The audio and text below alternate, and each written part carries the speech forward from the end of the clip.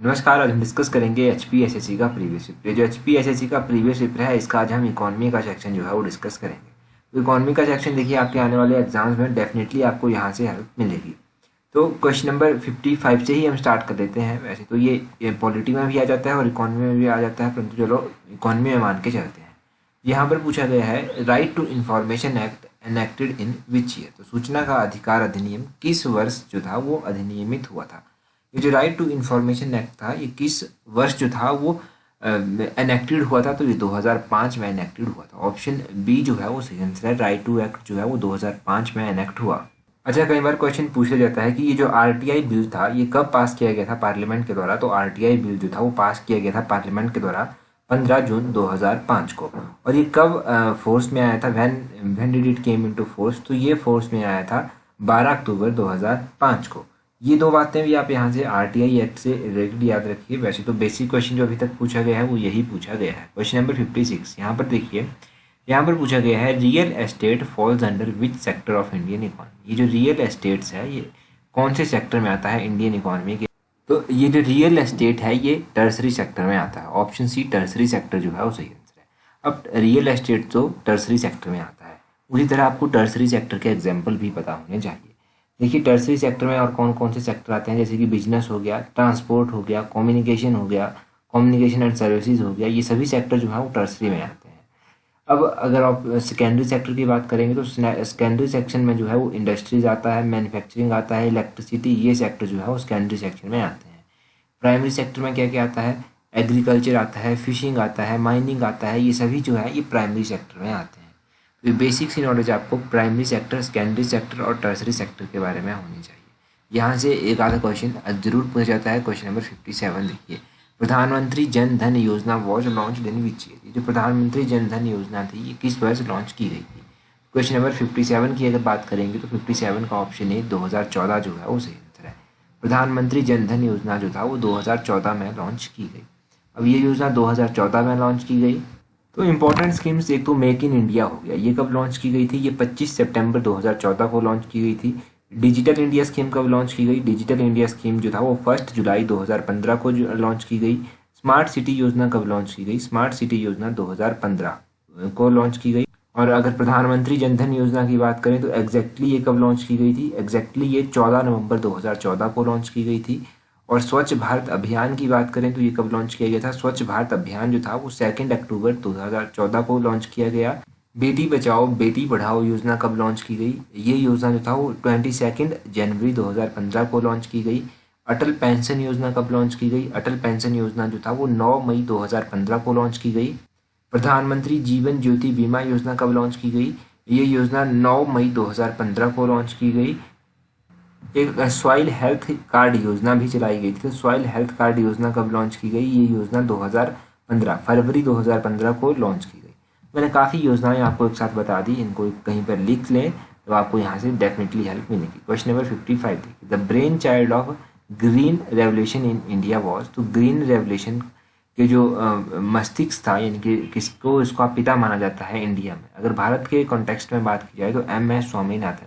जाना माना नाम है, आप सभी को पता है, कई बार एग्जाम्स में भी पूछा गया है। 58 का ऑप्शन है MS स्वामीनाथन जो है वो सही आंसर होगा। अब ग्रीन रेवोल्यूशन की बात कर लेते हैं।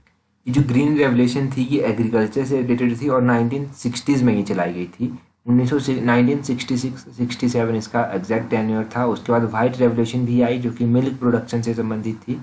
इसको जो था, जो इसके फादर माने जाते हैं इंडिया में, वो मिस्टर वर्गीस कुरियन को माना जाता है। 1970s में ये योजना आई थी, 1970 के दशक में ये योजना आई थी। ब्लू रेवोल्यूशन जो कि फिश से संबंधित है, मछलियों से संबंधित है, इसका जो फादर माना जाता है वो डॉक्टर अरुण कृष्णन को माना जाता है। उसी तरह अलग अलग रेवोल्यूशन और भी हैं जो इम्पोर्टेंट है, जैसे कि सिल्वर रेवोल्यूशन, ये अंडों से संबंधित है। पिंक रेवोल्यूशन हो गया, ये ऑनियन से संबंधित है।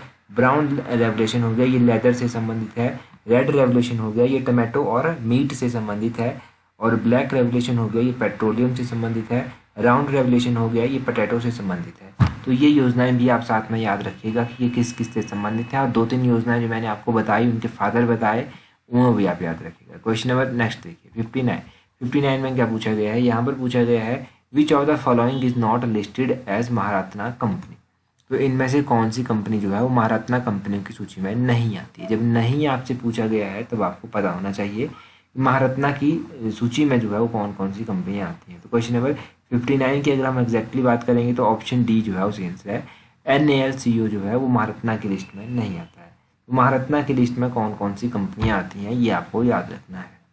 महारत्ना में एक तो भारत हैवी इलेक्ट्रॉनिक लिमिटेड जिसको BHEL कहते हैं वो आता है, जिसको BPCL Bharat petroleum corporation limited कहते हैं वो आता है, CIL कोल इंडिया लिमिटेड आता है, GAIL का पूरा नाम होता है gas authority of India limited आता है, हिंदुस्तान पेट्रोलियम कॉरपोरेशन लिमिटेड आता है, इंडियन ऑयल कॉरपोरेशन लिमिटेड आता है, NTPC national thermal power corporation आता है और SAIL भी यहीं पर आता है, steel authority of India limited, power grid corporation limited भी यहीं पर आता है, oil and natural gas corporation limited जिसको IOCL कहते हैं वो भी इसी लिस्ट में आता है महारत्ना की लिस्ट में। तो महारत्ना की लिस्ट में कुछ इंपॉर्टेंट नाम जो मैंने आपको बताए वो आप याद रखिएगा इन कंपनीज के नाम। क्वेश्चन नंबर नेक्स्ट देखिए, यहाँ पर पूछा गया है balance of trade means the difference between, तो व्यापार संतुलन का अर्थ निम्न के अंतर में है। तो देखिए क्वेश्चन नंबर 60 की बात करेंगे तो उसका ऑप्शन ए सही आंसर है, अ Nations import of goods and it's export. तो जो बैलेंस ऑफ ट्रेड होता है उसका क्या मतलब होता है, उसका मतलब होता है डिफरेंस बिटवीन, जो भी कोई राष्ट्र इंपोर्ट और एक्सपोर्ट करता है गुड्स का उसके बीच में जो डिफरेंस होता है उसको बैलेंस ऑफ ट्रेड जो है वो कहा जाता है। यहाँ पर कुछ अलग अलग चीज़ें दी गई हैं जैसे कि GNP यहाँ पर दिया गया है, GNP का पूरा नाम हो आपको पता होना चाहिए। इसका जो पूरा नाम होता है वो है gross national product, gross national product इसको कहते हैं। GDP दिया गया है तो GDP का पूरा नाम होता है ग्रॉस डोमेस्टिक प्रोडक्ट। NNP भी यहाँ पर दिया गया है, NNP का पूरा नाम होता है नेट नेशनल प्रोडक्ट, ये NNP का पूरा नाम होता है। तो ये 3 नाम आप याद रखिएगा जो मैंने आपको बताए। क्वेश्चन नंबर 61 देखिए, 61 में पूछा गया है CRISIL इज एन, जो CRISIL है ये क्या है। क्वेश्चन नंबर 61 का जो है वो option D credit rating agency है ये एक CRISIL। अब पहले अगर आपको CRISIL का पूरा नाम पता है तो आपको पता चल जाएगा कि ये क्या है। इसका पूरा नाम है क्रेडिट रेटिंग इंफॉर्मेशन सर्विसेज, ये इसका पूरा नाम है, credit rating information services of India limited, exactly ये इसका नाम है। तो ये आप याद रखिए, ये जो था फर्स्ट क्रेडिट रेटिंग एजेंसी थी जो इंडिया में एस्टेब्लाइज की गई थी। ये जो CRISIL है इसको कब इसकी स्थापना की गई थी, तो इसकी स्थापना 1987 में की गई, 1987 में इसकी स्थापना की गई। और इसका हेडक्वार्टर कहाँ पर स्थित है, इसका हेडक्वार्टर मुंबई महाराष्ट्र में जो है वो स्थित है। हेडक्वार्टर भी इंपॉर्टेंट होता है, हेडक्वार्टर भी आपको याद रखना है। क्वेश्चन नंबर 62 देखिए, 62 में पूछा गया है the rate at which RBI lends short term money to banks against securities is called. तो RBI जिस दर पर प्रत्याभूति के बदले बैंकों को अल्प अवधि के लिए मुद्रा उधार देती है उसे क्या कहते हैं। क्वेश्चन नंबर 62 का जो है वो ऑप्शन बी रेपो रेट जो है वो सही आंसर है। जब RBI जो है वो बैंकों को कुछ देता है तो उसको रेपो रेट कहते हैं, जब RBI बैंकों से कुछ लेता है तो उसको क्या कहते हैं, उसको रिवर्स रेपो रेट कहते हैं। मैं एक और सिंपल टर्म में आपको समझाता हूँ। रेपो रेट उस रेट को कहते हैं जब कमर्शियल बैंक जो हैं वो रुपी बोरो करते हैं कहाँ से, RBI से, तब उसको कहते हैं रेपो रेट। और रिवर्स रेपो रेट को किसको कहते हैं, तो रिवर्स रेपो रेट उस रेट को कहते हैं जिस रेट पर जो है वो RBI reserve bank of India जो है वो बोरो करता है मनी किससे, कमर्शियल बैंक से। ये हो गया रेपो रेट और रिवर्स रेपो रेट, यहाँ से क्वेश्चन पूछे जाते हैं तो ये आप दोनों याद रखिए। क्वेश्चन नंबर 63 देखिए, यहाँ पर पूछा गया है Indradhanush scheme launched in 2016 is related with the reform in which sector. तो इंद्रधनुष स्कीम जो 2016 में लॉन्च की गई थी वो किस क्षेत्र में सुधार से संबंधित है, तो ये जो है ये बैंकिंग से संबंधित है। अब काफ़ी लोग कंफ्यूज हो जाएंगे और कहेंगे कि ये हेल्थ सेक्टर से संबंधित है, मैं आपको इसके बारे में बताता हूँ। ये जो इंद्रधनुष स्कीम 2016 में लॉन्च की गई थी ये किससे संबंधित थी, ये बैंकिंग सेक्टर में कुछ रिफॉर्म लाने से संबंधित थी।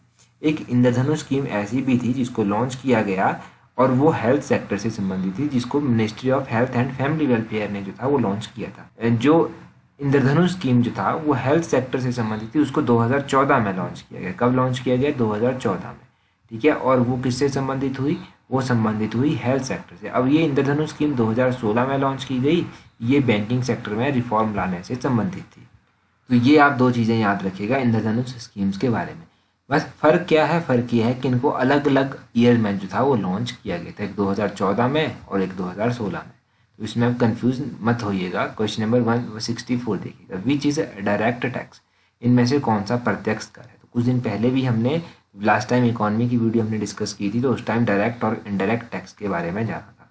क्वेश्चन नंबर 64 का सही आंसर क्या होगा, option a gift tax. Gift tax जो है वो डायरेक्ट टैक्स का एग्जाम्पल है। तो सबसे पहले डायरेक्ट टैक्स की बात करते हैं कि डायरेक्ट टैक्स में क्या क्या आता है। डायरेक्ट टैक्स में जो है एक तो आपका इनकम टैक्स आ जाता है, एक आपको कॉर्पोरेट टैक्स आता है, एक आपका कैपिटल गेन टैक्स आ जाता है, एक आपका गिफ्ट टैक्स जो है यहाँ पर आ जाता है। उसी तरह अगर आप बात करेंगे इनडायरेक्ट टैक्स की, तो इनडायरेक्ट टैक्स में जो है वो क्या क्या आता है। इनडायरेक्ट टैक्स में आपका कस्टम ड्यूटी आ जाता है, एक्साइज ड्यूटी आ जाता है, सर्विसेज टैक्स आ जाता है, सेल्स टैक्स आ जाता है। अब ये इलेक्ट्रिकल ड्यूटी हो गया, एंटरटेनमेंट टैक्स हो गया, ये सभी जो है वो आपके इनडायरेक्ट टैक्स में जो है वो आ जाते हैं। कई बार ये भी क्वेश्चन पूछा गया है कि वैल्यू एडिड टैक्स, अब जो खत्म हो गया है जीएसटी आने के बाद, जिसको वैट कहते हैं, ये किस में आता है। वैट तो वैसे अब खत्म हो गया है, परंतु जब ये था तब ये इनडायरेक्ट टैक्स की श्रेणी में आता था।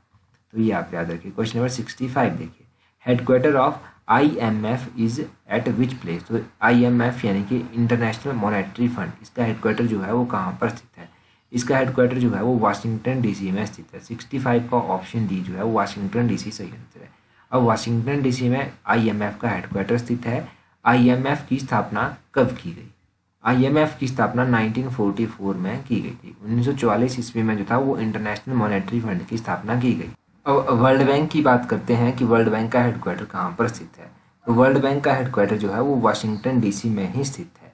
अब कुछ और इम्पोर्टेंट ऑर्गेनाइजेशन आपको पता होना चाहिए, जैसे कि यूनाइटेड नेशन ऑर्गेनाइजेशन, जिसको UNO कहते हैं, इसका हेडक्वार्टर न्यूयॉर्क में स्थित है।